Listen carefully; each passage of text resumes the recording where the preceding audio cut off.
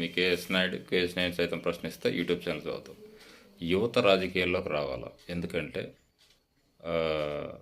ఆలోచన శక్తి, విశ్లేషణ శక్తి యువతల్లో ఉంది. కానీ దాన్ని బయట ప్రపంచానికి తెలియజేస్తూ ప్లస్ ఇంకా కొంతమంది యువతను ప్రేరేపించే విధంగా ఉండాలి అంటే కొత్త నీరు రావాలి, కొత్త తరం రావాలి. ఎందుకు చెప్తున్నా అంటే ఇప్పుడు నేను ఒక వీడియో చూపిస్తాను. దాంట్లో యువత రాష్ట్రం యొక్క పరిపాలనలో చిన్న విషయాన్ని కూడా అర్థం చేసుకోగలరు అనేదానికి ఒక చిన్నది అది చూపిస్తాను, చూడండి. ప్రతిపక్ష హోదా ఇచ్చారు, మీరు ఎందుకు రావాలి? ఎందుకు రావాలని అడుగుతున్నా. ప్రతిపక్ష ఇప్పుడు అసెంబ్లీకి రాకుండా బయట నుంచే చెప్తున్నాడు సమాధానం. చెప్పు, నువ్వు దమ్ముంటే చెప్పు. 14 లక్షల కోట్లు అప్పని చెప్పి మాట్లాడారు. నిన్న అసెంబ్లీలో ఎంత ఇచ్చారు మీరు? ఎంత ఇచ్చారు? 6,14,000 కోట్లు మీరు అప్పిచ్చింది. 14 లక్షల కోట్లు అప్పండం తప్ప కాదా?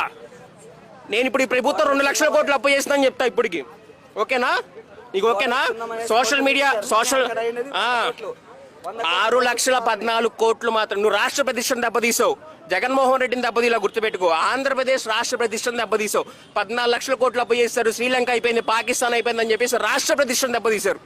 ఎవరు? పవన్ కళ్యాణ్, చంద్రబాబు నాయుడు, వాళ్ళ గ్యాంగ్. నాకు ప్రాబ్లమే లేదు, అర్థమవుతుందా?